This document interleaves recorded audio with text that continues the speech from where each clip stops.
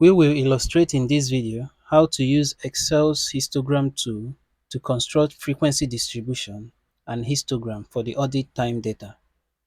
The label audit time and data for the 20 audit time have been entered into cells A1, A21.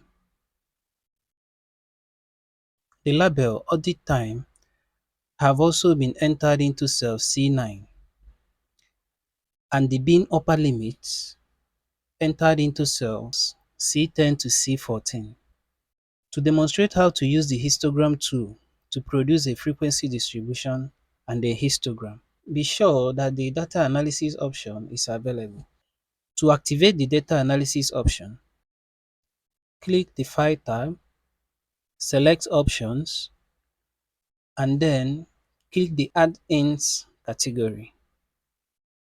Select the Analysis Tool Pack and click Go. In the dialog box, select the Analysis Tool Pack and click OK. With this, at the Data tab, the Data Analysis option is now available. To continue, select the Data tab and select Data Analysis.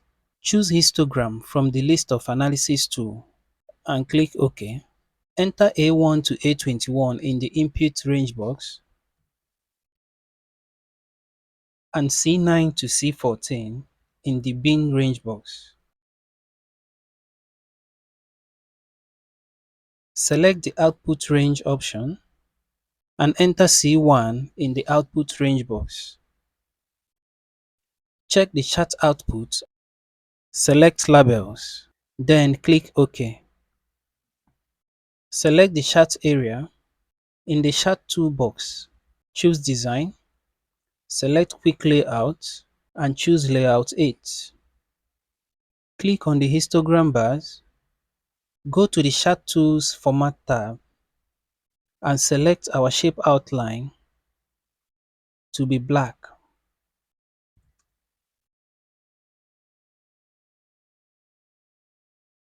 Displayed is the histogram for audit time data.